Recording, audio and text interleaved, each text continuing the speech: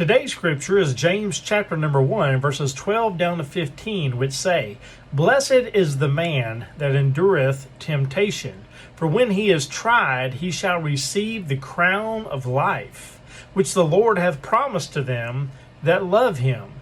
Let no man say when he is tempted, I am tempted of God, for God cannot be tempted with evil, neither tempteth he any man.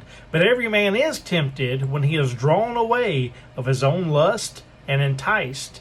Then when lust hath conceived, it bringeth forth sin, and sin, when it is finished, bringeth forth death." The overarching message in this passage is when we are tempted, it is not something that God has sent our way. It is something that is generated from within our own hearts. It's very clear. It says that God cannot be tempted with evil, and it is not God that tempts us with evil. One thing to take note of is temptation itself is not a sin.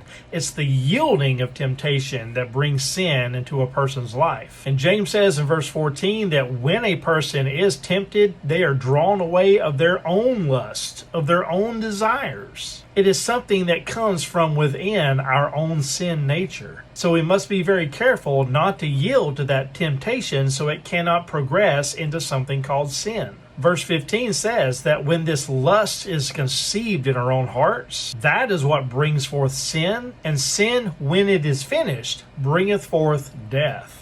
That's quite something to think about. And it's an encouraging word to know that we don't have to yield to temptation. And if we do, that's when we progress into sin. So when you feel an urge to do something you know is not sent from God, then don't do it. Don't give in to that temptation so that sin cannot conquer your heart. I am Pastor John, creating community by sharing scripture. God bless. Go tell the world.